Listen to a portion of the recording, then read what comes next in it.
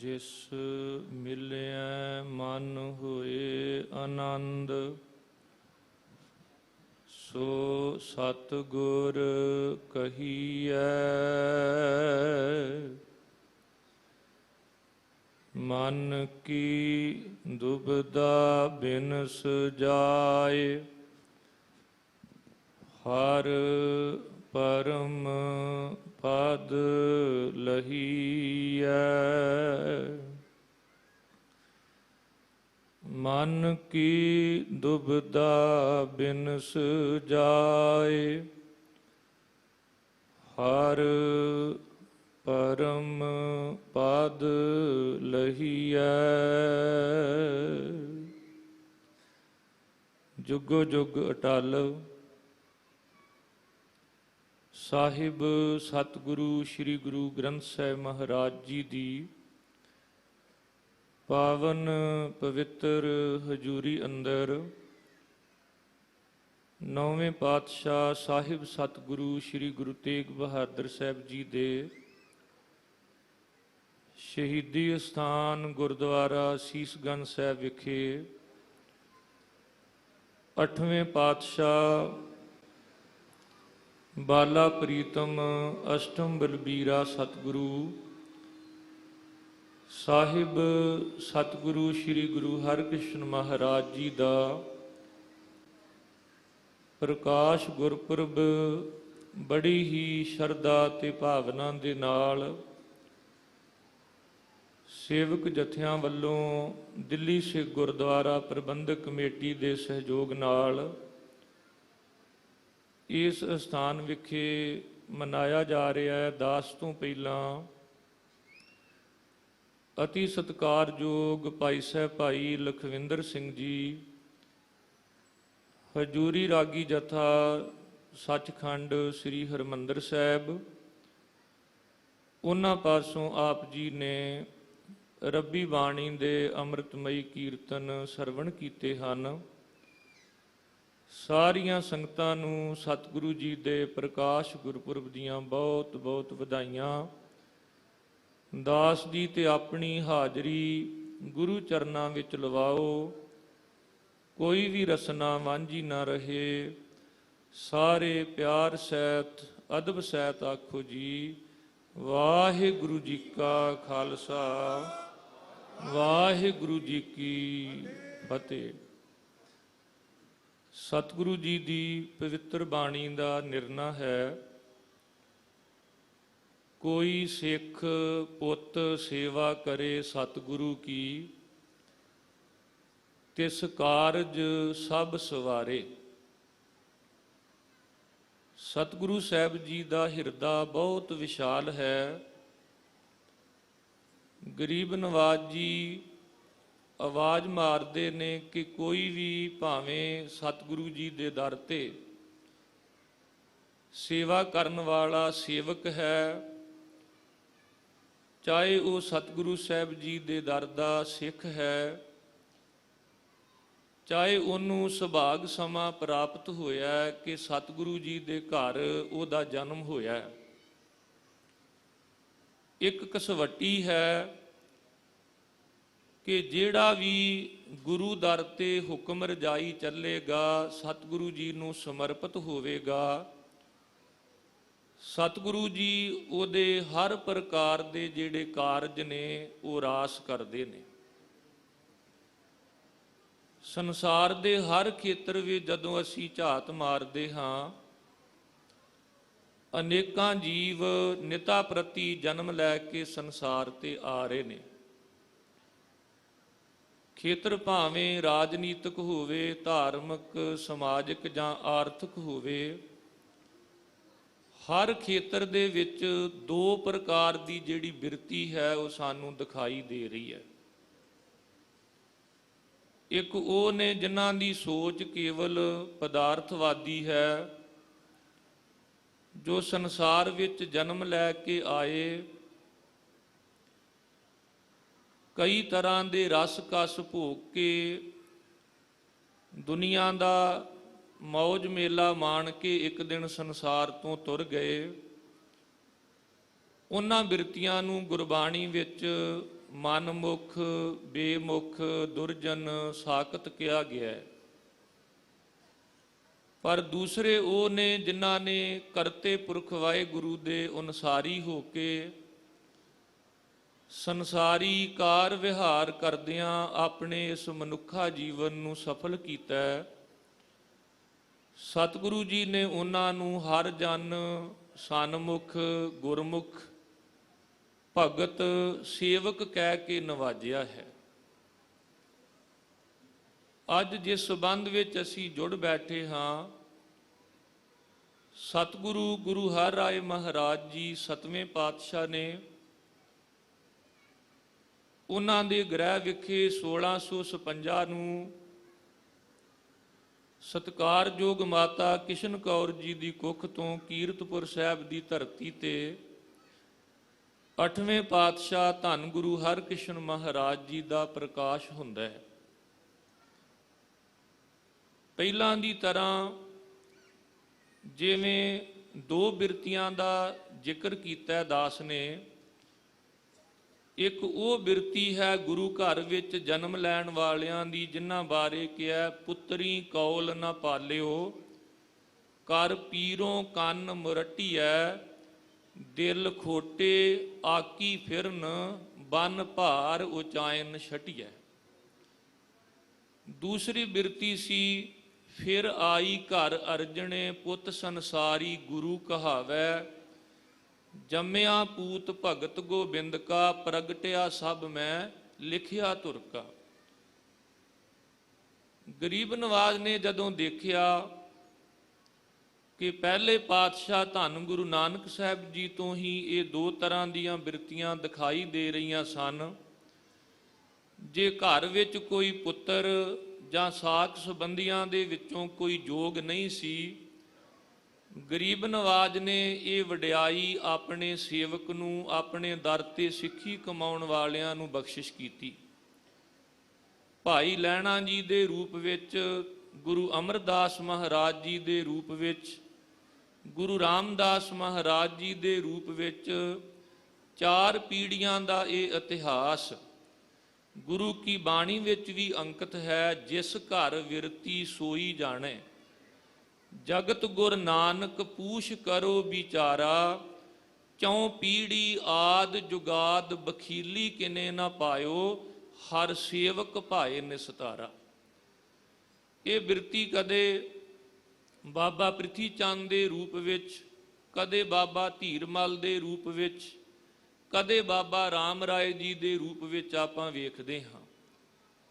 ਕਿਉਂਕਿ ਜਿਹੜੀ ਬਿਰਤੀ ਗੁਰੂ ਦੇ ਅਨੁਸਾਰੀ ਹੈ, ਉਸ ਬਿਰਤੀ ਮੁਤਾਬਕ ਜਦੋਂ ਅਸੀਂ ਦੇਖਾਂਗੇ, ਜਿੱਥੇ 4 ਸਾਹਿਬਜ਼ਾਦਿਆਂ ਦਾ ਜ਼ਿਕਰ ਅੱਜ 5 ਪਿਆਰਿਆਂ ਤੋਂ ਬਾਅਦ ਅਰਦਾਸ ਵਿੱਚ ਆਉਂਦਾ ਹੈ, ਤੇ ਅਸੀਂ ਧਿਆਨ ਧਰ ਕੇ ਮੁਖ ਤੋਂ ਉਚਾਰਨ ਕਰਦੇ ਹਾਂ, ਬੋਲੋ ਜੀ ਵਾਹਿਗੁਰੂ। ਇਸ ਤੋਂ ਪਹਿਲਾਂ ਜਦੋਂ ਅਰਦਾਸ ਵਿੱਚ ਵੇਖਾਂਗੇ, ਅਰਜਨ ਹਰ ਗੋਬਿੰਦ ਤੋਂ ਲੈ ਕੇ ਦਸ਼ਮੇਸ਼ ਪਿਤਾ ਸ੍ਰੀ ਗੁਰੂ ਗੋਬਿੰਦ ਸਿੰਘ ਮਹਾਰਾਜ ਤੱਕ ਇਹ 6 ਸਾਹਿਬਜ਼ਾਦੇ ਨੇ, ਜਿਨ੍ਹਾਂ ਨੂੰ ਗੁਰੂ ਘਰ ਜਨਮ ਲੈਣ ਦਾ ਸੁਭਾਗ ਪ੍ਰਾਪਤ ਹੋਇਆ। ਗੁਰੂ ਕੇ ਸਾਹਿਬਜ਼ਾਦੇ ਅਖਵਾਏ ਅਤੇ ਗੁਰੂ ਪਦਵੀ ਤੱਕ ਦੀਆਂ ਜਿਹੜੀਆਂ ਬਖਸ਼ਿਸ਼ਾਂ ਸਨ, ਇਹਨਾਂ ਦੀ ਝੋਲੀ ਵਿੱਚ ਪਈਆਂ। ਸਤਿਗੁਰੂ ਗੁਰੂ ਅਰਜਨ ਦੇਵ ਮਹਾਰਾਜ ਤੋਂ ਲੈ ਕੇ ਸਤਿਗੁਰੂ ਗੁਰੂ ਗੋਬਿੰਦ ਸਿੰਘ ਮਹਾਰਾਜ ਤੱਕ ਇਤਿਹਾਸ ਪੜ੍ਹੋਗੇ ਤੇ ਇਹ ਗੁਰੂ ਕੇ ਪੁੱਤ ਪੋਤਰੇ ਨੇ, ਗੁਰੂ ਕੇ ਸਾਹਿਬਜ਼ਾਦੇ ਨੇ। 4 ਪਾਤਸ਼ਾਹੀਆਂ ਤੱਕ ਜਦੋਂ ਬਿਰਤੀ ਵੇਖੀ ਗਈ ਕਿ ਦਿਲ ਖੋਟੇ ਨੇ, ਹੁਕਮ ਤੋਂ ਆਕੀ ਨੇ, ਗੁਰੂ ਦੇ ਅਨੁਸਾਰੀ ਚੱਲਣ ਦੀ ਬਜਾਏ ਗੁਰੂ ਦੇ ਬਰਾਬਰ ਚੱਲਣ ਦਾ ਯਤਨ ਕਰਦੇ ਨੇ, ਸਤਿਗੁਰੂ ਜੀ ਨੇ ਇਸ ਬਿਰਤੀ ਨੂੰ ਪ੍ਰਵਾਨ ਨਹੀਂ ਕੀਤਾ। ਸਿੱਖ ਉਹੀ ਪ੍ਰਵਾਨ ਹੋਇਆ ਜਿਹੜਾ ਗੁਰੂ ਦੇ ਅਨੁਸਾਰੀ ਚੱਲਦਾ ਹੈ। ਜਿਨ੍ਹਾਂ ਨੇ ਗੁਰੂ ਦੇ ਬਰਾਬਰ ਆਉਣ ਦਾ ਯਤਨ ਕੀਤਾ ਕਿ ਅਸੀਂ ਬਾਣੀ ਪੜ੍ਹ ਕੇ, ਸੇਵਾ ਕਰਕੇ, ਗੁਰੂ ਘਰ ਜਨਮ ਲੈ ਕੇ ਹੁਣ ਅਸੀਂ ਮੱਥੇ ਟਿਕਾਉਣ ਦੇ, ਅਸੀਂ ਪੂਜਾ ਕਰਾਉਣ ਦੇ, ਸਿਰਾਂ ਤੇ ਚੌਰ ਸਾਹਿਬ ਕਰਾਉਣ ਦੇ ਯੋਗ ਹੋ ਗਏ ਹਾਂ। ਸਤਿਗੁਰੂ ਸਾਹਿਬ ਜੀ ਨੇ ਉਹਨਾਂ ਬਿਰਤੀਆਂ ਨੂੰ ਨਜ਼ਰ ਅੰਦਾਜ਼ ਕਰਕੇ ਕਿਹਾ ਸੀ ਕਾਹੇ ਪੂਤ ਝਗਰਤ ਹੋ ਸੰਗ ਬਾਪ, ਜਿਨ ਕੇ ਜਣੇ ਬਢੀਰੇ ਤੁਮ ਹੋ, ਤਿਨ ਸਿਉ ਝਗਰਤ ਪਾਪ। ਸਤਿਗੁਰੂ ਗੁਰੂ ਹਰਿਰਾਏ ਮਹਾਰਾਜ ਦੇ ਘਰ ਇਸ ਤੋਂ ਪਹਿਲਾਂ ਬਾਬਾ ਰਾਮ ਰਾਏ ਜੀ ਦਾ ਜਨਮ ਹੋ ਚੁੱਕਾ ਹੈ। ਇੱਥੇ ਵੀ ਇਹ ਦੋ ਤਰ੍ਹਾਂ ਦੀਆਂ ਬਿਰਤੀਆਂ ਹਨ। ਜਦੋਂ ਕਿਤੇ ਵੀ ਤੁਸੀਂ ਵਿਦਵਾਨ ਪੁਰਸ਼ਾਂ ਨੂੰ ਪੜ੍ਹੋ ਜਾਂ ਸੁਣੋ, ਸਮੁੱਚੇ ਸੰਸਾਰ ਅੰਦਰ ਜਦੋਂ ਉਹ ਮੰਥਨ ਕਰਕੇ ਝਾਤ ਮਾਰ ਕੇ ਬਿਰਤੀਆਂ ਦਾ ਜ਼ਿਕਰ ਕਰਨਗੇ, ਤੇ ਉਹਨਾਂ ਨੇ ਇੱਕ ਉਦਾਹਰਨ ਦੇ ਕੇ ਸਾਨੂੰ ਸਮਝਾਇਆ ਕਿ ਇਹ ਦੋ ਬਿਰਤੀਆਂ ਇਸ ਤਰ੍ਹਾਂ ਦੀਆਂ ਨੇ, ਇੱਕ ਛੱਜ ਵਰਗੀ ਤੇ ਦੂਸਰੀ ਛਾਨਣੀ ਵਰਗੀ। ਘਰਾਂ ਦੇ ਵਿੱਚ ਜਦੋਂ ਮਾਤਾਵਾਂ ਆਟਾ ਪੀਣ ਤੋਂ ਪਹਿਲਾਂ ਜਦੋਂ ਛੱਜ ਵਿੱਚ ਪਾ ਕੇ ਉਹਨੂੰ ਛੱਟਦੀਆਂ ਨੇ, ਤੇ ਵੇਖੋ ਛੱਜ ਨੂੰ ਜਦੋਂ ਹਲੂਣਾ ਦਿੱਤਾ ਜਾਂਦਾ ਹੈ, ਤੇ ਛੱਜ ਨੂੰ ਹਲੂਣਾ ਦੇਣ ਦੇ ਨਾਲ ਕਣਕ ਦੇ ਵਿੱਚ ਜਿਹੜਾ ਕੂੜਾ ਕਰਕਟ ਹੁੰਦਾ ਹੈ ਉਹ ਛੱਜ ਬਾਹਰ ਕੱਢ ਦਿੰਦਾ ਹੈ ਤੇ ਤੱਤ ਨੂੰ ਆਪਣੇ ਵਿੱਚ ਰੱਖ ਲੈਂਦਾ ਹੈ। ਪਰ ਦੂਸਰੀ ਬਿਰਤੀ ਛਾਨਣੀ ਵਾਲੀ ਹੈ। ਜਦੋਂ ਮਾਤਾਵਾਂ ਭੈਣਾਂ ਛਾਨਣੀ ਵਿੱਚ ਆਟਾ ਪਾ ਕੇ ਛਾਣਦੀਆਂ ਨੇ, ਹਲੂਣਾ ਦਿੰਦੀਆਂ ਨੇ, ਛਾਨਣੀ ਤੱਤ ਰੂਪੀ ਆਟਾ ਤੇ ਥੱਲੇ ਕੱਢ ਦਿੰਦੀ ਹੈ, ਪਰ ਜਿਹੜਾ ਸੂੜਾ ਹੁੰਦਾ ਹੈ ਨਾ ਉਹ ਆਪਣੇ ਵਿੱਚ ਸੰਭਾਲ ਲੈਂਦੀ ਹੈ। ਬਸ ਜਿਹੜੀ ਛਾਨਣੀ ਵਾਲੀ ਬਿਰਤੀ ਹੈ ਉਹ ਗੁਰੂ ਘਰ ਪ੍ਰਵਾਨ ਨਹੀਂ, ਵੀ ਜਿਨ੍ਹਾਂ ਨੇ ਤੱਤ ਨੂੰ ਛੱਡ ਕੇ ਫੋਕਟ ਵਾਲੇ ਪਾਸੇ ਤੁਰਨ ਦਾ ਯਤਨ ਕੀਤਾ, ਇੱਥੇ ਤੇ ਉਹ ਬਿਰਤੀ ਪ੍ਰਵਾਨ ਹੈ ਜਿਨ੍ਹਾਂ ਨੇ ਆਪਣੀ ਜ਼ਿੰਦਗੀ ਵਿੱਚੋਂ ਔਗਣ ਨੂੰ, ਬੁਰਾਈਆਂ ਨੂੰ ਦੂਰ ਕਰਕੇ ਚੰਗਿਆਈਆਂ ਨੂੰ ਆਪਣੀ ਜ਼ਿੰਦਗੀ ਦੇ ਵਿੱਚ ਧਾਰਨ ਕੀਤਾ, ਜਿਹੜੇ ਗੁਣਾਂ ਦੇ ਧਾਰਨੀ ਬਣੇ। ਸਤਿਗੁਰੂ ਗੁਰੂ ਹਰਿਰਾਏ ਮਹਾਰਾਜ ਜੀ ਵੇਖ ਰਹੇ ਸਨ ਕਿ ਇਹ ਦੋ ਬਿਰਤੀਆਂ, ਇੱਕ ਬਾਬਾ ਰਾਮ ਰਾਏ ਜੀ ਵਾਲੀ ਬਿਰਤੀ ਤੇ ਇੱਕ ਧੰਨ ਗੁਰੂ ਹਰਕ੍ਰਿਸ਼ਨ ਮਹਾਰਾਜ ਵਾਲੀ ਬਿਰਤੀ। ਜੇ ਸਤਿਗੁਰੂ ਸਾਹਿਬ ਜੀ ਦੇ ਸਮੇਂ ਆਪਾਂ ਰਾਜਨੀਤਿਕ ਤੌਰ ਤੇ ਵੇਖੀਏ, ਤੇ ਗੁਰੂ ਹਰਿਰਾਏ ਮਹਾਰਾਜ ਜੀ ਦੇ ਸਮੇਂ ਔਰੰਗਜ਼ੇਬ ਦਾ ਰਾਜ ਸੀ, ਜਿਹਦੇ ਰਾਜ ਭਾਗ ਦਾ ਕਾਲ 1658 ਤੋਂ ਲੈ ਕੇ 1707 ਤੱਕ ਦਾ ਹੈ। 49 ਸਾਲ ਦਿੱਲੀ ਦੇ ਤਖਤ ਤੇ ਔਰੰਗਜ਼ੇਬ ਨੇ ਬੈਠ ਕੇ ਹਕੂਮਤ ਕੀਤੀ ਹੈ, ਤੇ ਜਿਹਦੀ ਹਕੂਮਤ ਬਾਰੇ ਅਸੀਂ ਇਤਿਹਾਸ ਦੇ ਪੰਨਿਆਂ ਵਿੱਚੋਂ ਪੜ੍ਹਦੇ ਹਾਂ ਕਿ ਜਿਨਨੇ ਰਾਜ ਤਖਤ ਦੀ ਪ੍ਰਾਪਤੀ ਲਈ ਸਭ ਤੋਂ ਪਹਿਲਾਂ ਸਕੇ ਪਿਤਾ ਨੂੰ ਕੈਦਖਾਨੇ ਵਿੱਚ ਬੰਦ ਕੀਤਾ, ਸਕੇ ਭਰਾਵਾਂ ਦਾ ਕਤਲ ਕਰਕੇ ਜਿਹੜਾ ਖੂਨ ਦਾ ਟਿੱਕਾ ਲਾਉਂਦਾ, ਸਕੀ ਭੈਣ ਰੋਸ਼ਨ ਆਰਾ, ਸਕੀ ਬੇਟੀ ਜੇਬਨ ਨਿਸਾ ਤੇ ਜ਼ੁਲਮ ਕਰਦਾ। ਇੱਥੇ ਤੱਕ ਕਿ ਬਾਅਦ ਵਿੱਚ ਉਹਨੇ ਗੁਰੂ ਤੇਗ ਬਹਾਦਰ ਸਾਹਿਬ ਨੂੰ ਸ਼ਹੀਦ ਕੀਤਾ। ਭਾਈ ਮਤੀ ਦਾਸ ਜੀ, ਭਾਈ ਸਤੀ ਦਾਸ ਜੀ, ਭਾਈ ਦਿਆਲਾ ਜੀ ਔਰੰਗਜ਼ੇਬ ਦੀ ਹਕੂਮਤ ਸਮੇਂ ਸ਼ਹੀਦ ਹੋਏ ਨੇ।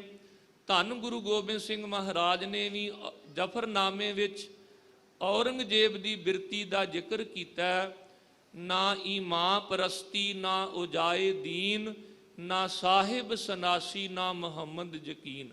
ਐ ਔਰੰਗਜ਼ੇਬ, ਨਾ ਤੇਰਾ ਕੋਈ ਈਮਾਨ ਹੈ, ਨਾ ਤੇਰਾ ਦੀਨ ਵਿੱਚ ਵਿਸ਼ਵਾਸ ਹੈ, ਨਾ ਤੂੰ ਕੁਰਾਨ ਦੀਆਂ ਕਸਮਾਂ ਤੇ ਵਿਸ਼ਵਾਸ ਕਰਦਾ, ਤੈਨੂੰ ਤੇ ਤੇਰਾ ਨਾਮ ਔਰੰਗਜ਼ੇਬ ਵੀ ਨਹੀਂ ਫੱਬਦਾ। ਤੂੰ ਆਪਣਾ ਨਾਮ ਔਰੰਗਜ਼ੇਬ ਤਬਦੀਲ ਕਰਕੇ ਜੋ ਪਹਿਲਾ ਤੇਰਾ ਨਾਮ ਸੀ ਉਹਨੂੰ ਹੀ ਸੰਸਾਰ ਵਿੱਚ ਪ੍ਰਗਟ ਕਰ, ਕਿਉਂਕਿ ਔਰੰਗਜ਼ੇਬ ਦਾ ਅਰਥ ਹੁੰਦਾ ਤਖਤ ਦਾ ਸ਼ਿੰਗਾਰ, ਤੇ ਤੂੰ ਤਖਤ ਤੇ ਬੈਠ ਕੇ ਅਨਿਆਂ ਕੀਤਾ, ਜ਼ੁਲਮ ਕੀਤਾ। ਨਾ ਜੇਬਦ ਤੁਰਾ ਨਾਮ ਔਰੰਗਜ਼ੇਬ ਕਿ ਔਰੰਗਜ਼ੇਬਾਂ ਨਯਾਇਦ ਫਰੇਬ।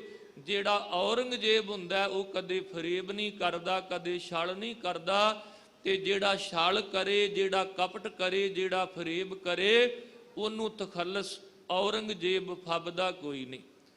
ਜਿਨੇ ਸਰਮਦ ਵਰਗੇ ਫਕੀਰਾਂ ਨੂੰ ਮੌਤ ਦੇ ਘਾਟ ਉਤਾਰਿਆ, ਤੇ ਸਰਮਦ ਵਰਗੇ ਫਕੀਰਾਂ ਨੇ ਵੀ ਆਪਣੀ ਔਰੰਗਜ਼ੇਬ ਦੇ ਸਾਹਮਣੇ ਜੋ ਖੁਦਾ ਦੇ ਨਾਲ ਜੁੜ ਕੇ ਉਹਨਾਂ ਨੇ ਉੱਚੀ ਅਵਸਥਾ ਪ੍ਰਾਪਤ ਕੀਤੀ ਸੀ ਉਹਦਾ ਜ਼ਿਕਰ ਵੀ ਕੀਤਾ।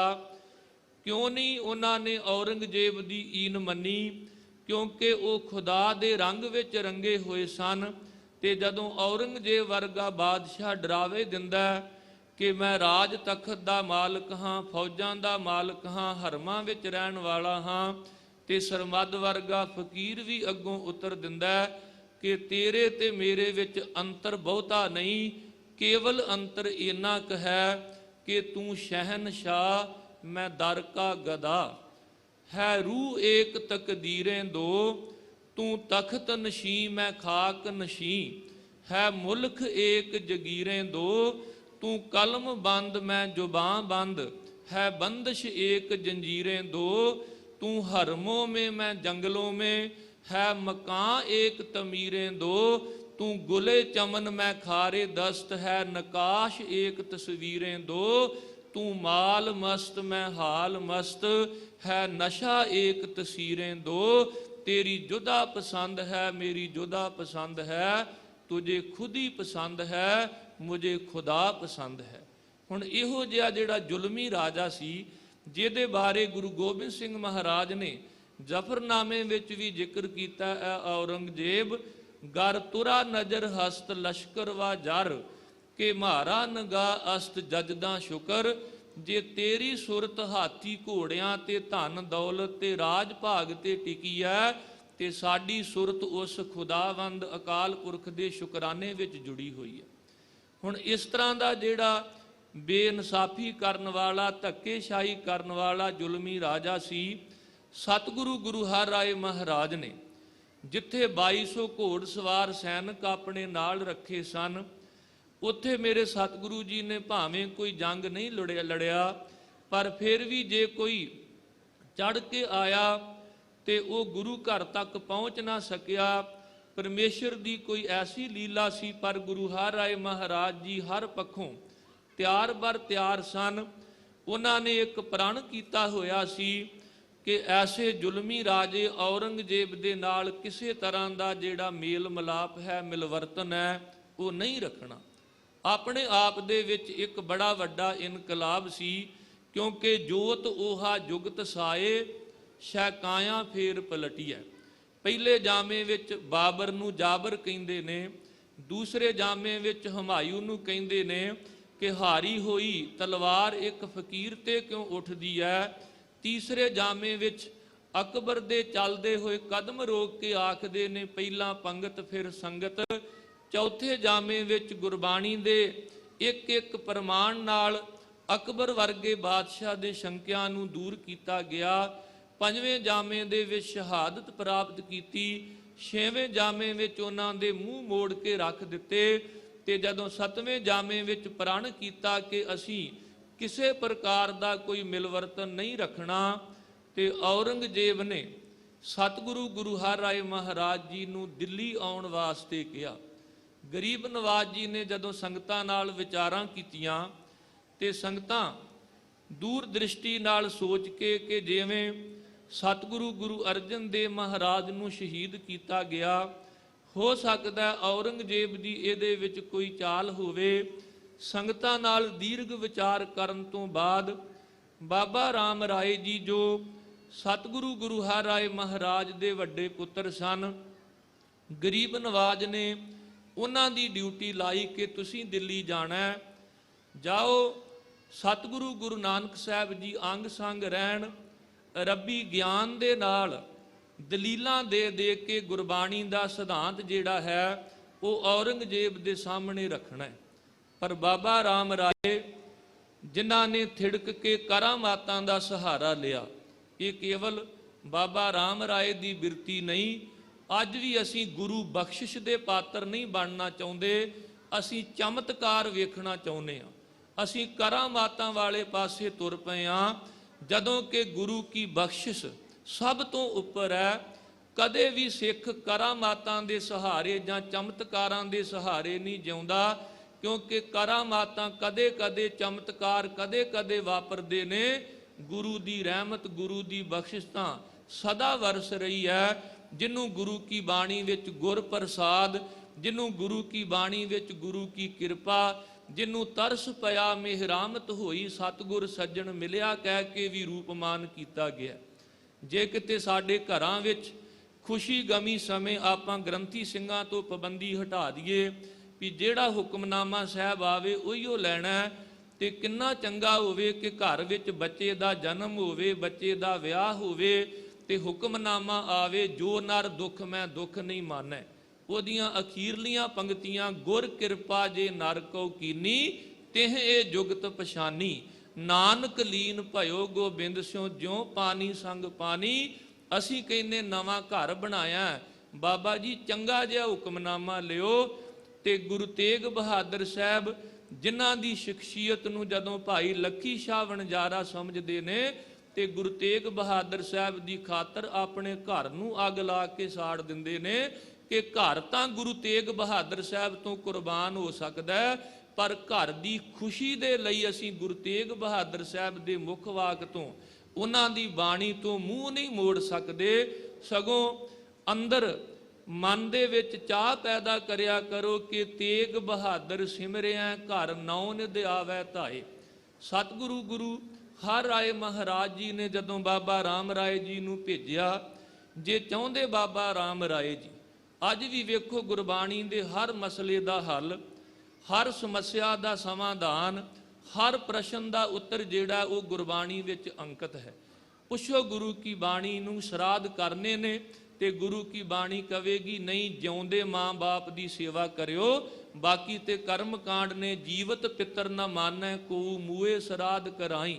ਪਿੱਤਰ ਵੀ ਬਪਰੇ ਕਉ ਕਿਉ ਪਾਵੈ, ਕਊਆ ਕੂਕਰ ਖਾਈ। ਬਾਣੀ ਨੂੰ ਪੁੱਛੋ, ਵਰਤ ਰੱਖਣੇ ਨੇ ਤੇ ਗੁਰੂ ਕੀ ਬਾਣੀ ਨਿਰਣਾ ਦੇਵੇਗੀ। ਛੋਡੈ ਅੰਨ ਕਰੈ ਪਖੰਡ, ਨਾ ਸੁਹਾਗਣ ਨਾ ਉਹ ਰੰਡ। ਸੱਚਮੁੱਚ ਜੇ ਗੁਰੂ ਕੀ ਬਾਣੀ ਦਾ ਸਹੀ ਗਿਆਨ ਅੱਜ ਸਾਡੇ ਜੀਵਨ ਵਿੱਚ ਆ ਜਾਵੇ ਤੇ ਸਾਹਿਬ ਦਾ ਨਿਰਣਾ, ਬਲਿਆ ਗੁਰ ਗਿਆਨ ਅੰਧੇਰਾ ਬਿਨਸਿਆ, ਹਾ ਰਤਨ ਪਦਾਰਥ ਲਾਧਾ। ਗਿਆਨ ਰਤਨ ਸਭ ਸੋਝੀ ਹੋਈ। ਬਾਬਾ ਰਾਮ ਰਾਏ ਜੀ ਚਾਹੁੰਦੇ ਤੇ ਦਲੀਲਾਂ ਦੇ ਦੇ ਕੇ ਰੱਬੀ ਗਿਆਨ ਦੇ ਦੁਆਰਾ ਹਰ ਸ਼ੰਕੇ ਦੀ ਨਿਵਰਤੀ ਕਰ ਸਕਦੇ ਸੀ, ਪਰ ਪਹਿਲਾਂ ਕਰਾਮਾਤਾਂ ਦਾ ਸਹਾਰਾ ਲਿਆ। ਜੇ ਕਰਾਮਾਤਾਂ ਹੀ ਸਭ ਕੁਝ ਹੁੰਦੀਆਂ ਤੇ ਓੜਕ ਤੱਕ ਬਾਬਾ ਰਾਮ ਰਾਏ ਦੀ ਕਰਾਮਾਤਾਂ ਰਾਹੀਂ ਨਿਭ ਜਾਂਦੀ। ਪਰ ਜਦੋਂ ਔਰੰਗਜ਼ੇਬ ਨੇ ਇਹ ਪ੍ਰਸ਼ਨ ਕੀਤਾ ਕਿ ਗੁਰੂ ਕੀ ਬਾਣੀ ਦੇ ਜਿਹੜੇ ਇਹ ਬਚਨ ਨੇ, ਮਿੱਟੀ ਮੁਸਲਮਾਨ ਕੀ ਪੇੜਾ ਪਈ ਘਮਿਆਰ, ਘੜ ਭਾਂਡੇ ਇੱਟਾਂ ਕੀਆਂ ਜਲਦੀ ਕਰੇ ਪੁਕਾਰ। ਜੇ ਚਾਹੁੰਦਾ ਬਾਬਾ ਰਾਮ ਰਾਏ ਤੇ ਇਤਿਹਾਸਕ ਪੱਖੋਂ ਵੀ, ਕਿਉਂਕਿ ਜਿਵੇਂ ਮੁਰਦੇ ਦਾ ਕੋਈ ਸੰਸਕਾਰ ਕਰਦਾ, ਕੋਈ ਉਹਨੂੰ ਦਫਨਾਉਂਦਾ, ਕੋਈ ਪਾਣੀ ਵਿੱਚ ਜਲ ਪ੍ਰਵਾਹ ਕਰ ਦਿੰਦਾ, ਪਾਰਸੀ ਖੂਹਾਂ ਵਿੱਚ ਰੱਖਦੇ ਨੇ।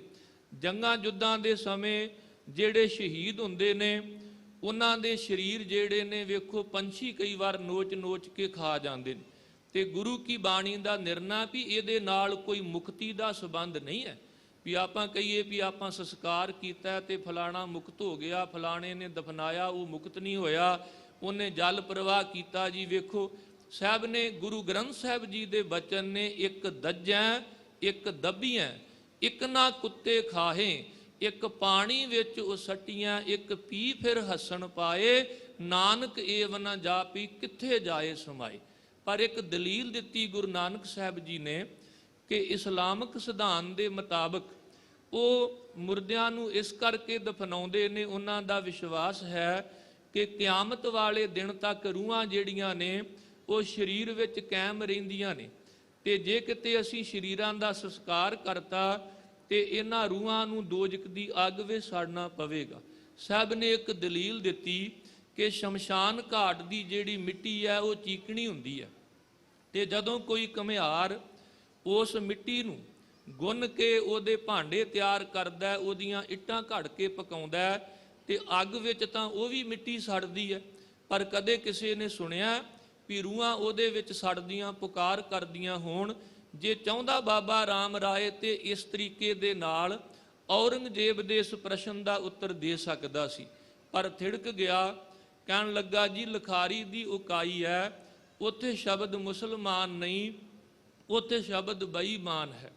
ਵੇਖੋ ਸੁਤੇ ਤੇ ਜਦੋਂ ਆਪਾਂ ਬਾਣੀ ਦਾ ਪਾਠ ਪੜ੍ਹਦੇ ਹਾਂ, ਅਨੇਕ ਪ੍ਰਕਾਰ ਦੀਆਂ ਭੁੱਲਾਂ ਗਲਤੀਆਂ ਹੋ ਜਾਂਦੀਆਂ ਨੇ, ਕਿਉਂਕਿ ਭੁੱਲਣ ਅੰਦਰ ਸਭ ਕੋ ਅਭੁੱਲ ਗੁਰੂ ਕਰਤਾਰ।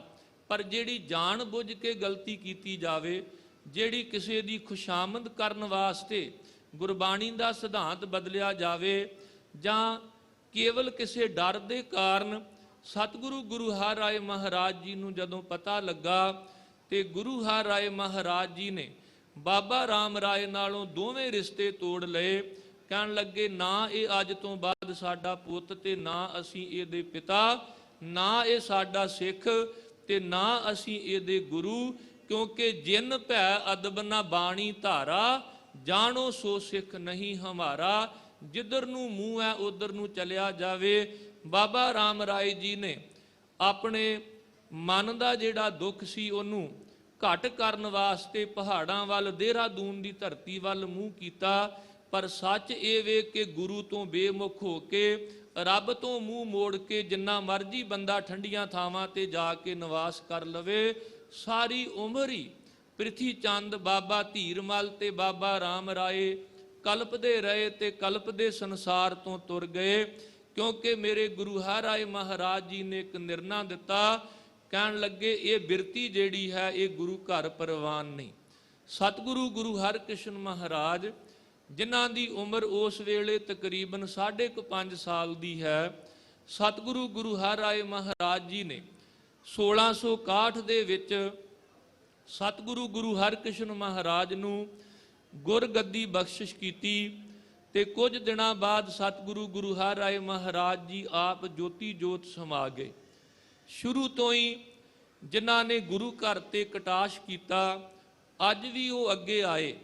ਕਹਿਣ ਲੱਗੇ ਵੇਖੋ ਜੀ 5.5 ਸਾਲ ਦਾ ਜਿਹੜਾ ਬਾਲਕ ਹੈ ਇਹ ਗੁਰੂ ਰੂਪ ਦੇ ਵਿੱਚ ਅਗਵਾਈ ਕਿਵੇਂ ਕਰ ਸਕਦਾ ਹੈ? ਇੱਕ ਅਗਿਆਨਤਾ ਸੀ, ਕਿਉਂਕਿ ਸੁਰਤ ਕੇਵਲ ਸਰੀਰਾਂ ਤੱਕ ਜੁੜੀ ਹੈ।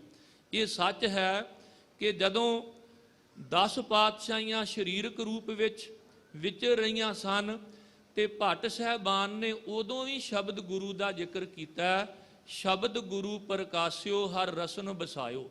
ਤੇ ਅੱਜ ਜਦੋਂ ਗੁਰੂ ਹੈ ਹੀ ਸ਼ਬਦ ਰੂਪ ਦੇ ਵਿੱਚ ਤੇ ਅੱਜ ਦਾ ਸਿੱਖ ਥਿੜਕ ਕੇ ਫਿਰ ਸਰੀਰਾਂ ਦੀ ਭਾਲ ਕਰ ਰਿਹਾ, ਇਹ ਬੜੀ ਵੱਡੀ ਸਾਡੀ ਅਗਿਆਨਤਾ ਹੈ। ਜਿਨ੍ਹਾਂ ਨੇ ਕੇਵਲ ਸਰੀਰਾਂ ਵੱਲ ਤੱਕ ਆਪਣੀ ਸੁਰਤ ਨੂੰ ਜੋੜਿਆ, ਉਹਨਾਂ ਨੇ ਤਰਕ ਕੀਤਾ। ਕਹਿਣ ਲੱਗੇ 5.5 ਸਾਲ ਦੀ ਉਮਰ ਦੇ ਵਿੱਚ ਇਹ ਬਾਲਕ ਗੁਰੂ ਰੂਪ ਦੇ ਵਿੱਚ ਕਿਵੇਂ ਅਗਵਾਈ ਕਰ ਸਕਦਾ ਹੈ? ਪਰ ਅਸਲ ਵਿੱਚ ਗੁਰੂ ਜੋਤ ਤੇ ਜੁਗਤ ਹੈ।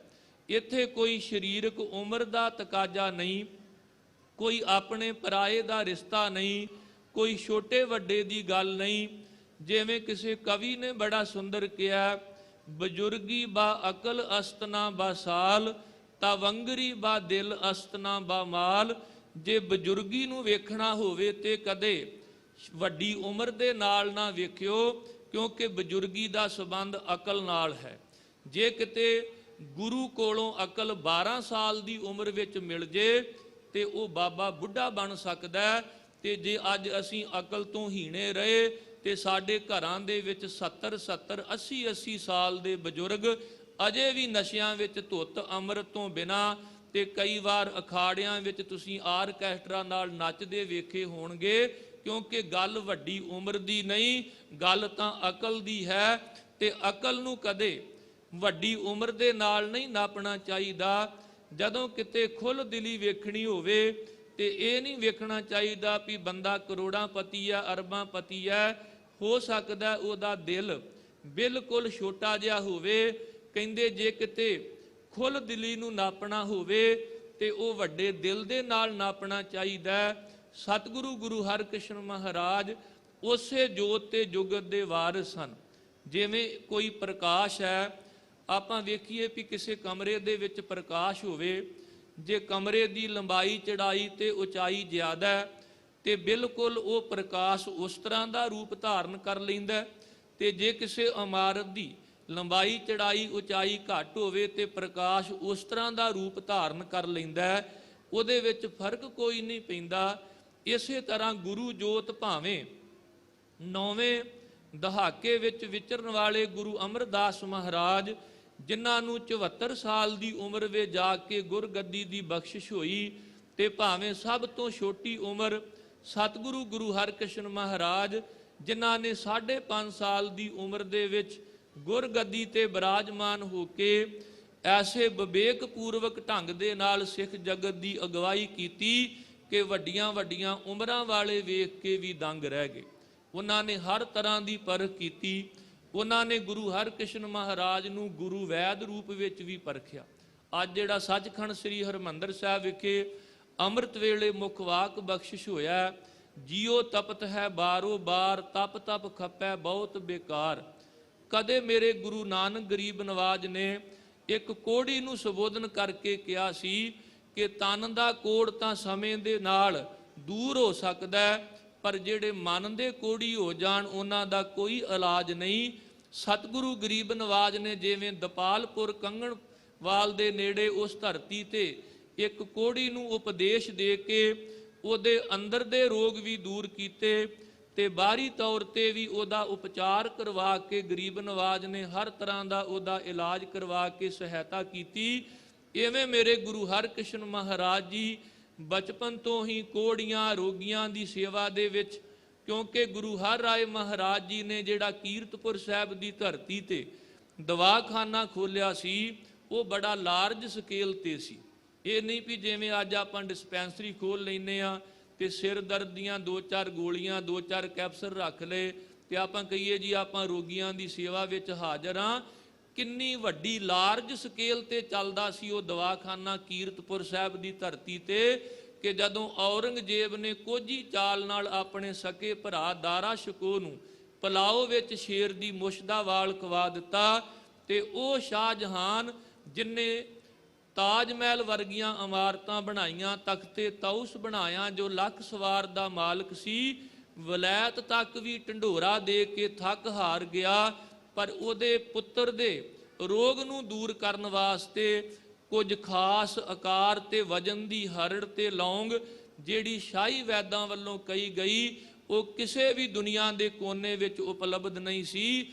ਕੇਵਲ ਤਾਂ ਕੇਵਲ ਗੁਰੂ ਹਰ ਰਾਏ ਮਹਾਰਾਜ ਵੱਲੋਂ ਜਿਹੜਾ ਕੀਰਤਪੁਰ ਸਾਹਿਬ ਦੀ ਧਰਤੀ ਤੇ ਦਵਾਖਾਨਾ ਚਲਾਇਆ ਜਾ ਰਿਹਾ ਸੀ ਉਹਦੇ ਵਿੱਚੋਂ ਪ੍ਰਾਪਤ ਹੋਈਆਂ। ਬਿਲਕੁਲ ਗੁਰੂ ਵੈਦ ਵੀ ਹੈ। ਸਤਿਗੁਰੂ ਗੁਰੂ ਹਰਕ੍ਰਿਸ਼ਨ ਮਹਾਰਾਜ ਦੀ ਪਰਖ ਇਸ ਤਰੀਕੇ ਨਾਲ ਵੀ ਹੋਈ। ਜਦੋਂ ਬਾਬਾ ਰਾਮ ਰਾਏ ਜੀ ਨੇ ਹੱਥ ਪੈਰ ਮਾਰ ਕੇ ਵੇਖਿਆ, ਔਰੰਗਜ਼ੇਬ ਨੇ ਵੀ ਇਨਕਾਰ ਕਰ ਦਿੱਤਾ, ਰਾਮ ਰਾਏ ਜਿਹੜੀਆਂ ਕੁਝ ਸ਼ਕਤੀ ਦੀਆਂ ਬੂੰਦਾਂ ਤੇਰੇ ਕੋਲ ਨੇ, ਸੱਚ ਜਾਣੀ ਉਹ ਬਖਸ਼ਿਸ਼ਾਂ ਦਾ ਸਮੁੰਦਰ, ਪੂਰੇ ਦਾ ਪੂਰਾ ਸਮੁੰਦਰ ਗੁਰੂ ਹਰ ਰਾਏ ਮਹਾਰਾਜ ਗੁਰੂ ਹਰਕ੍ਰਿਸ਼ਨ ਮਹਾਰਾਜ ਨੂੰ ਬਖਸ਼ਿਸ਼ ਕਰ ਗਏ ਨੇ। ਔਰੰਗਜ਼ੇਬ ਨੇ ਮੁੱਢਲੀ ਵਿਦਿਆ ਸੁਲਤਾਨਪੁਰ ਲੋਧੀ ਦੀ ਧਰਤੀ ਤੋਂ ਪ੍ਰਾਪਤ ਕੀਤੀ। ਉਹਨੂੰ ਗੁਰਬਾਣੀ ਵਿਚਲੀਆਂ ਉਹ ਵੀ ਪੰਕਤੀਆਂ ਯਾਦ ਸਨ ਜਿਹੜੀਆਂ ਪਖੰਡੀਆਂ ਦੇ ਪ੍ਰਤੀ ਉਚਾਰੀਆਂ ਨੇ। ਕੁਲਹਾਂ ਦੇਂਦੇ ਬਾਵਲੇ ਲੈਂਦੇ ਵੱਡੇ ਨਲੱਜ, ਚੂਹਾ ਖੱਡ ਨਾ ਮਾਵਈ ਤਿੱਕਲ ਬੰਨੇ ਛੱਜ। ਉਹ ਜਾਣਦਾ ਸੀ ਕਿ ਬਾਬਾ ਰਾਮ ਰਾਏ ਖੁਸ਼ਾਮਦੀ ਹੈ, ਜਿਹੜਾ ਮੇਰੀ ਖੁਸ਼ਾਮਦ ਕਰਕੇ ਗੁਰੂ ਪਿਤਾ ਤੋਂ ਮੂੰਹ ਮੋੜ ਸਕਦਾ ਉਹ ਮੇਰੇ ਵੀ ਕਿਸੇ ਕੰਮ ਦਾ ਨਹੀਂ। ਜਦੋਂ ਰਾਮ ਰਾਏ ਦੀ ਇੱਕ ਨਾ ਸੁਣੀ ਤੇ ਰਾਮ ਰਾਏ ਨੇ ਇਹ ਕਿਹਾ ਕਿ ਗੁਰੂ ਹਰਕ੍ਰਿਸ਼ਨ ਮਹਾਰਾਜ ਜੀ ਨੂੰ ਦਿੱਲੀ ਸੱਦ ਕੇ ਉਹਨਾਂ ਦੇ ਵਿੱਚੋਂ ਕਰਾਮਾਤਾਂ ਵੇਖਣੀਆਂ ਚਾਹੀਦੀਆਂ ਨੇ। ਪਰ ਸਤਿਗੁਰੂ ਗੁਰੂ ਹਰਕ੍ਰਿਸ਼ਨ ਮਹਾਰਾਜ ਜੀ ਨੇ ਵੀ ਇਸੇ ਤਰ੍ਹਾਂ ਦੀ ਨਾ ਮਿਲ ਵਰਤਨ ਦੀ ਲਹਿਰ ਨੂੰ ਜਾਰੀ ਰੱਖਦਿਆਂ ਇਨਕਾਰ ਕਰ ਦਿੱਤਾ। ਜਦੋਂ ਦਿੱਲੀ ਦੀਆਂ ਸੰਗਤਾਂ ਰਾਜਾ ਜੈ ਸਿੰਘ ਵਰਗੇ ਜਿਹੜੇ ਗੁਰੂ ਘਰ ਨਾਲ ਪ੍ਰੇਮ ਕਰਨ ਵਾਲੇ ਸਨ, ਉਹਨਾਂ ਨੇ ਬੇਨਤੀ ਕੀਤੀ, ਪਾਤਸ਼ਾਹ ਬਾਬਾ ਰਾਮ ਰਾਏ ਦੀਆਂ ਆਮ ਜਿਹੜੀਆਂ ਆਪ ਹੁਦਰੀਆਂ ਨੇ ਉਹਨਾਂ ਤੋਂ ਸੰਗਤ ਦੁਬਿਧਾ ਵਿੱਚ ਪੈ ਗਈ ਹੈ। ਗਰੀਬ ਨਵਾਜ ਦਿੱਲੀ ਵਿਖੇ ਆਓ ਤਾਂ ਕਿ ਸੰਗਤਾਂ ਦੇ ਮਨ ਅੰਦਰ ਜਿਹੜੀ ਦੁਬਿਧਾ ਹੈ ਉਹਨੂੰ ਤੁਸੀਂ ਦੂਰ ਕਰੋ। ਤੇ ਗੁਰੂ ਹੈ ਹੀ ਉਹ ਜਿਸ ਮਿਲਿਆ ਮਨ ਹੋਏ ਆਨੰਦ, ਸੋ ਸਤਿਗੁਰ ਕਹੀਐ ਮਨ ਕੀ ਦੁਬਿਧਾ ਬਿਨ ਸਜਾਏ ਹਰ ਪਰਮ ਪਦ ਲਹੀਐ। ਸਤਿਗੁਰੂ ਗੁਰੂ ਹਰਕ੍ਰਿਸ਼ਨ ਮਹਾਰਾਜ ਨੇ ਦਿੱਲੀ ਜਾਣ ਵੱਲ ਤਿਆਰੀ ਕੀਤੀ ਤੇ ਰਸਤੇ ਵਿੱਚ ਪੰਜੋਖਰਾ ਸਾਹਿਬ ਦੇ ਸਥਾਨ ਤੇ ਫਿਰ ਪੰਡਤ ਲਾਲ ਚੰਦ ਜਿਹੜਾ ਇਸ ਗੱਲ ਤੇ ਤਰਕ ਕਰਦਾ ਕਿ ਵੇਖੋ ਕ੍ਰਿਸ਼ਨ ਜੀ ਨੇ ਤਾਂ ਗੀਤਾ ਉਚਾਰਨ ਕੀਤੀ ਸੀ, ਪਰ ਇਹਨਾਂ ਦਾ ਨਾਮ ਤਾਂ ਹਰ ਕ੍ਰਿਸ਼ਨ ਹੈ। ਜਿਵੇਂ ਹੁਣੇ ਸਟੇਸ ਸਕੱਤਰ ਸਾਹਿਬ ਦੱਸ ਰਹੇ ਸਨ ਕਿ ਇਸ ਨਾਮ ਦੇ ਵਿੱਚ ਤਾਂ ਇਹ ਰਮਨ ਜੀ ਕੇ ਪਿਤਾ ਗੁਰੂ ਤੋਂ ਹਰ ਤੇ ਮਾਤਾ ਤੋਂ ਕ੍ਰਿਸ਼ਨ ਸ਼ਬਦ ਲੈ ਕੇ ਉਹਨਾਂ ਨੇ ਜਿਹੜਾ ਨਾਮ ਹਰ ਕ੍ਰਿਸ਼ਨ ਸੀ ਇਵੇਂ ਸੰਸਾਰ ਦੇ ਵਿੱਚ ਪ੍ਰਗਟ ਕੀਤਾ। ਪਰ ਪੰਡਤ ਲਾਲ ਚੰਦ ਦੇ ਮੁਤਾਬਕ ਵੀ ਸ਼ਾਇਦ ਇਹਦਾ ਅਰਥ ਜਿਵੇਂ ਕ੍ਰਿਸ਼ਨ ਤੇ ਹਰ ਕ੍ਰਿਸ਼ਨ ਕਹਿਣ ਲੱਗਾ, ਜੀ ਕ੍ਰਿਸ਼ਨ ਜੀ ਨੇ ਤਾਂ ਗੀਤਾ ਉਚਾਰਨ ਕੀਤੀ ਸੀ ਤੇ ਇਹਨਾਂ ਦਾ ਨਾਮ ਉਹਨਾਂ ਤੋਂ ਵੀ ਵੱਡਾ ਹਰ ਕ੍ਰਿਸ਼ਨ ਤੁਸੀਂ ਗੀਤਾ ਦੇ ਅਰਥ ਹੀ ਕਰ ਦਿਓ। ਗਰੀਬ ਨਵਾਜ ਸਤਿਗੁਰੂ ਗੁਰੂ ਹਰਿਕ੍ਰਿਸ਼ਨ ਮਹਾਰਾਜ ਨੇ ਅੱਗੋਂ ਉੱਤਰ ਦਿੱਤਾ ਕਿ ਜੇ ਅਸੀਂ ਗੀਤਾ ਦੇ ਅਰਥ ਕਰਕੇ ਸੁਣਾ ਦਿੱਤੇ ਪੰਡਤ ਜੀ, ਤੁਹਾਡੇ ਮਨ ਦਾ ਸ਼ੰਕਾ ਫਿਰ ਵੀ ਦੂਰ ਨਹੀਂ ਹੋਣਾ, ਕਿਉਂਕਿ ਤੁਸੀਂ ਕਹਿਣਾ ਇਹ ਵੱਡੇ ਘਰ ਘਰਾਣੇ ਵਿੱਚ ਪੈਦਾ ਹੋਏ ਨੇ, ਇਹਨਾਂ ਨੇ ਜ਼ਰੂਰ ਕਿਤੇ ਵਿਦਿਆ ਪ੍ਰਾਪਤ ਕਰ ਲਈ ਹੋਵੇਗੀ। ਦੋ ਤਰ੍ਹਾਂ ਦੇ ਪੰਡਤ ਨੇ, ਇੱਕ ਉਹ ਜਿਹੜੇ ਸੋ ਪੰਡਤ ਜੋ ਮਨ ਪਰ ਬੁੱਧ ਹੈ, ਚੌਂ ਵਰਨਾ ਕੋ ਦੇ ਉਪਦੇਸ਼, ਨਾਨਕ ਤਿਸ ਪੰਡਤ ਕੋ ਸਦਾ ਆਦੇਸ਼। ਪਰ ਦੂਸਰਾ ਹੰਕਾਰੀ ਕਰਮ ਕਾਂਡੀ ਜਿਹੜਾ, ਉਹਦੇ ਬਾਰੇ ਕਿਹਾ ਪੰਡਤ ਦਹੀਂ ਵਲੋਈਆ ਭਾਈ, ਵਿੱਚੋਂ ਨਿਕਲੈ ਤੱਥ, ਜਲ ਮਥੀਆ ਜਲ ਦੇਖਿਆ ਭਾਈ, ਇਹ ਜਗ ਏਹਾ ਵਥ, ਪੰਡਿਆ ਕਵਨ ਕੁਮਤ ਤੁਮ ਲਾਗੇ, ਬੂਢੋਗੇ ਪਰਿਵਾਰ ਸਕਲ ਸਿਉ, ਰਾਮ ਨ ਜਪੋ ਅਭਾਗੇ। ਹੰਕਾਰੀ ਸੀ ਲਾਲ ਚੰਦ, ਤੇ ਭਾਈ ਵੀਰ ਸਿੰਘ ਦੇ ਬਚਨਾਂ ਮੁਤਾਬਕ ਜਦੋਂ ਹੰਕਾਰ ਆ ਜਾਵੇ, ਚਾਹੇ ਪੰਡਤ ਹੋਵੇ, ਗਿਆਨੀ ਹੋਵੇ, ਕਾਜੀ ਹੋਵੇ, ਜੋਗੀ ਹੋਵੇ, ਜਦੋਂ ਜੀਵਨ ਵਿੱਚ ਹੰਕਾਰ ਆਉਂਦਾ ਤੇ ਭਾਈ ਵੀਰ ਸਿੰਘ ਜੀ ਲਿਖਦੇ ਨੇ, ਸਿਰ ਕਚਕੌਲ ਪਕੜ ਹੱਥ ਲੀਨਾ, ਪੜਿਆਂ ਦੁਆਰੇ ਫਿਰਿਆ, ਦਰ ਦਰ ਦੇ ਟੁਕ ਮੰਗ ਮੰਗ ਪਾਏ, ਤੁਨ ਤੁਨ ਕੇ ਇਹ ਭਰਿਆ, ਭਰਿਆ ਜਾਣ ਆਫਰਿਆ ਸਾਂ ਮੈਂ ਜਾਣਾ ਪੰਡਤ ਹੋਇਆ, ਟਿਕਦਾ ਪੈਰ ਜ਼ਮੀਨ ਤੇ ਨਾਹੀ ਉੱਚਾ ਹੋ ਤੁਰਿਆ, ਇੱਕ ਦਿਨ ਕਚਕੌਲ ਜਦੋਂ ਮੈਂ ਮੁਰਸ਼ਿਦ ਮੂਰੇ ਧਰਿਆ, ਝੂਠ ਝੂਠ ਕਹਿ ਸਭ ਉਲਟਾਇਆ, ਸਾਰਾ ਖਾਲੀ ਕਰਿਆ। ਸਤਿਗੁਰੂ ਗੁਰੂ ਹਰਿਰਾਏ ਸਾਹਿਬ ਮਹਾਰਾਜ ਨੇ ਜਿਵੇਂ ਨਾ ਮਿਲ ਵਰਤਨ ਦੀ ਲਹਿਰ ਨੂੰ ਚਲਾਇਆ, ਇਸੇ ਤਰ੍ਹਾਂ ਗੁਰੂ ਹਰਿਕ੍ਰਿਸ਼ਨ ਮਹਾਰਾਜ ਭਾਵੇਂ ਔਰੰਗਜ਼ੇਬ ਨੂੰ ਨਾ ਤਾਂ ਦਰਸ਼ਨ ਦੇਣਾ ਚਾਹੁੰਦੇ ਸਨ ਤੇ ਨਾ ਮਿਲਣਾ ਚਾਹੁੰਦੇ ਸਨ, ਦਿੱਲੀ ਦੀਆਂ ਸੰਗਤਾਂ ਦੀ ਬੇਨਤੀ ਨੂੰ ਪ੍ਰਵਾਨ ਕਰਕੇ ਜਦੋਂ ਦਿੱਲੀ ਵੱਲ ਜਾਂਦੇ ਹੋਏ ਪੰਜੋਖਰਾ ਸਾਹਿਬ ਰੁਕੇ, ਸਾਹਿਬ ਕਹਿਣ ਲੱਗੇ, ਇਸ ਇਲਾਕੇ ਵਿੱਚੋਂ ਪੰਡਤ ਜੀ ਤੁਹਾਡੇ ਮੁਤਾਬਕ ਜਿਹਨੂੰ ਚੰਗੀ ਤਰ੍ਹਾਂ ਸੁਣਦਾ ਵੀ ਨਾ ਹੋਵੇ, ਜੋ ਬੋਲ ਵੀ ਨਾ ਸਕਦਾ ਹੋਵੇ, ਜਿਹਨੂੰ ਚੰਗੀ ਤਰ੍ਹਾਂ ਦਿਖਾਈ ਵੀ ਨਾ ਦਿੰਦਾ ਹੋਵੇ, ਤੁਸੀਂ ਉਹਨੂੰ ਲੈ ਕੇ ਆਓ। ਗੁਰੂ ਨਾਨਕ ਸਾਹਿਬ ਦੀ ਕਿਰਪਾ ਦੇ ਨਾਲ ਗੁਰੂ ਕੇ ਸਿੱਖ ਇੰਨੇ ਗਿਆਨਵਾਨ ਨੇ ਕਿ ਤੇਰੇ ਹਰ ਪ੍ਰਸ਼ਨ ਦਾ ਉਹ ਉੱਤਰ ਦੇਵੇਗਾ। ਪੰਡਤ ਲਾਲ ਚੰਦ ਨੇ ਸੋਚਿਆ ਕਿ ਇੱਕ ਗਰੀਬ ਘਰਾਣੇ ਨਾਲ ਸੰਬੰਧਿਤ ਭਾਈ ਸੱਜੂ ਝੀਵਰ, ਜਿਹਨੂੰ ਮੈਂ ਕਦੇ ਧਾਰਮਿਕ ਗ੍ਰੰਥਾਂ ਦਾ ਪਾਠ ਸੁਣਨ ਦੀ ਇਜਾਜ਼ਤ ਨਹੀਂ ਦਿੱਤੀ, ਇਹਦੇ ਤੋਂ ਬੋਲਾ ਹੋਰ ਕੌਣ ਹੋ ਸਕਦਾ, ਜਿਹਦੇ ਬਾਰੇ ਮੈਂ ਕਿਹਾ ਕਿ ਕੋਈ ਗਰੀਬ ਧਾਰਮਿਕ ਗ੍ਰੰਥਾਂ ਦਾ ਪਾਠ ਪੜ੍ਹੇ ਤੇ ਉਹਦੀ ਰਸਨਾ ਕੱਢ ਦਿੱਤੀ ਜਾਵੇਗੀ, ਇਹਦੇ ਤੋਂ ਵੱਡਾ ਹੋਰ ਗੁੰਗਾ ਕੌਣ ਹੋ ਸਕਦਾ, ਜਿਹਨੂੰ ਕਦੇ ਧਾਰਮਿਕ ਗ੍ਰੰਥਾਂ ਦੇ ਦਰਸ਼ਨ ਕਰਨ ਦੀ ਆਗਿਆ ਨਹੀਂ, ਇਹਦੇ ਤੋਂ ਹੋਰ ਵੱਡਾ ਕੋਈ ਨੀਤਰਹੀਣ ਕੌਣ ਹੋ ਸਕਦਾ। ਪਰ ਇੱਕ ਅਗਿਆਨਤਾ ਸੀ ਕਿ ਗੁਰੂ ਘਰ ਦੇ ਵਿੱਚ ਤਾਂ ਜਿਹੜਾ ਸਰਬ ਸਾਂਝਾ ਉਪਦੇਸ਼ ਦਿੱਤਾ ਗਿਆ, ਉਸ ਗਿਆਨ ਨੂੰ ਪ੍ਰਾਪਤ ਕਰਕੇ ਮਾਨੋ ਬਹੁਤ ਉੱਚੀ ਆਤਮਿਕ ਅਵਸਥਾ ਦੇ ਧਾਰਨੀ ਬਣ ਚੁੱਕੇ ਸਨ ਭਾਈ ਸੱਜੂ ਜੀ, ਜਿਨ੍ਹਾਂ ਤੇ ਜਦੋਂ ਕਿਰਪਾ ਕੀਤੀ ਗੁਰੂ ਹਰਿਕ੍ਰਿਸ਼ਨ ਮਹਾਰਾਜ ਨੇ। ਪੰਡਤ ਮਨ ਦਾ ਸ਼ੰਕਾ ਪ੍ਰਗਟ ਕਰਦਾ, ਪ੍ਰਸ਼ਨ ਕਰਦਾ, ਤੇ ਸਤਿਗੁਰੂ ਜੀ ਛੜੀ ਨਾਲ ਇਸ਼ਾਰਾ ਕਰਦੇ ਨੇ। ਬਸ ਇਸ਼ਾਰਾ ਕਰਨ ਦੀ ਦੇਰ ਹੁੰਦੀ, ਇੱਕਦਮ ਪੰਡਤ ਦੇ ਹਰ ਸ਼ੰਕੇ ਦਾ ਉੱਤਰ ਭਾਈ ਸੱਜੂ ਨੇ ਦੇ ਕਰਕੇ ਨਿਵਿਰਤ ਕੀਤਾ, ਕਿਉਂਕਿ ਪਿੰਗਲ ਪਰਬਤ ਪਾਰ ਪਰੇ ਖਲ ਚਤਰਬ ਕੀਤਾ, ਅੰਧਲੇ ਤ੍ਰੇ ਪਵਨ ਸੂਝਿਆ ਗੁਰ ਭੇਟ ਬਰੀਤਾ, ਮਹਿਮਾ ਸਾਧੂ ਸੰਗ ਕੀ ਸੁਨਹੋ ਮੇਰੇ ਮੀਤਾ, ਮੈਲ ਖੋਈ ਕੋਟ ਅਗ ਹਰੇ ਨਿਰਮਲ ਭਏ ਚੀਤਾ। ਇਹੋ ਜੀ ਅਵਸਥਾ ਬਣ ਜਾਂਦੀ ਜਦੋਂ ਗੁਰੂ ਕਿਰਪਾ ਕਰੇ। ਉਹ ਕਿਹੜਾ ਪਿੰਗਲਾਪਨ, ਉਹ ਕਿਹੜਾ ਅੰਧਲਾਪਨ, ਉਹ ਕਿਹੜਾ ਬਹਿਰਾਪਨ, ਕਿਹੜਾ ਗੁੰਗਾਪਨ, ਜਿਹੜਾ ਅੱਜ ਵੀ ਸਾਡੀ ਜ਼ੁਬਾਨ ਹੁੰਦਿਆਂ, ਸਾਡੇ ਨੇਤਰ ਹੁੰਦਿਆਂ, ਸਾਡੇ ਕੰਨ ਹੁੰਦਿਆਂ ਵੀ ਸਾਡੀ ਜ਼ਿੰਦਗੀ ਵਿੱਚ ਆ ਜਾਂਦੇ ਨੇ। ਮਾਇਆ ਧਾਰੀ ਅਤ ਅੰਨਾ ਬੋਲਾ, ਸ਼ਬਦ ਨਾ ਸੁਣੀ ਬੋ ਰੋਲ ਘਚੋਲਾ, ਅੰਧੇ ਇਹ ਨਾ ਆਖੀਆਂ ਜਿਨ ਮੁਖ ਲੋਇਣ ਨਾਏ, ਅੰਧੇ ਸਿਈ ਨਾਨਕਾ ਜੇ ਖਸਮੋ ਕੁੱਥੈ ਜਾਏ।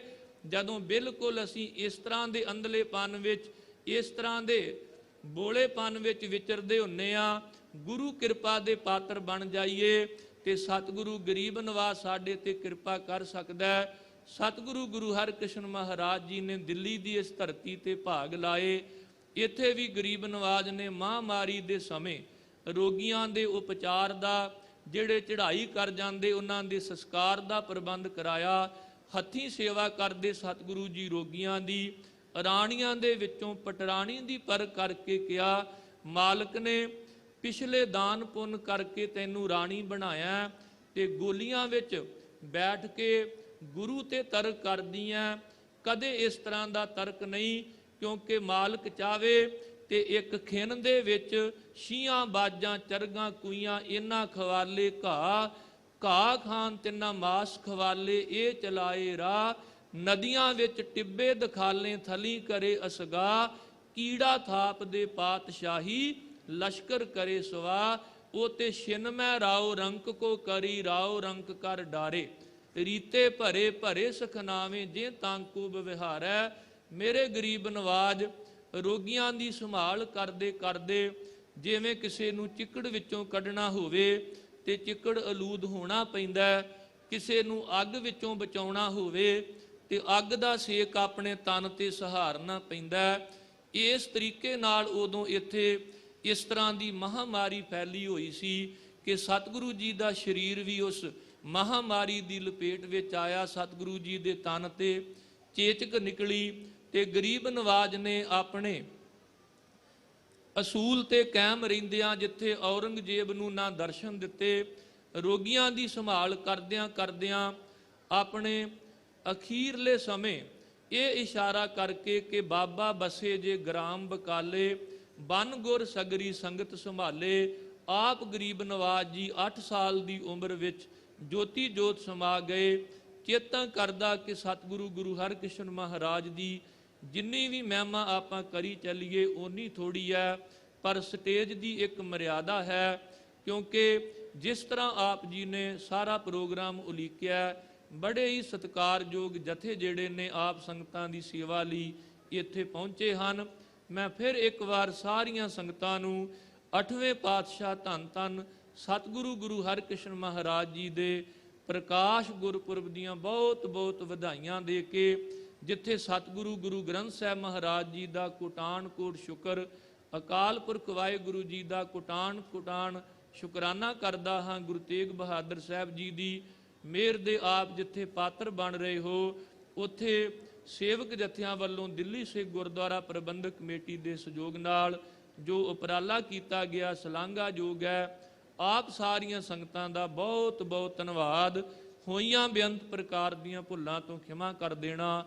ਆਉਣ ਵਾਲੇ ਜਥਿਆਂ ਨੂੰ ਆਪ ਜੀ ਨੇ ਇਸੇ ਤਰ੍ਹਾਂ ਸਤਿਕਾਰ ਸਹਿਤ ਸਰਵਣ ਕਰਨਾ ਜੀ। ਬਲਾਓ ਫਤਿਹ ਸਾਰੇ ਆਖੋ ਜੀ। ਵਾਹਿਗੁਰੂ ਜੀ ਕਾ ਖਾਲਸਾ, ਵਾਹਿਗੁਰੂ ਜੀ ਕੀ ਫਤਿਹ। ਐਸਨ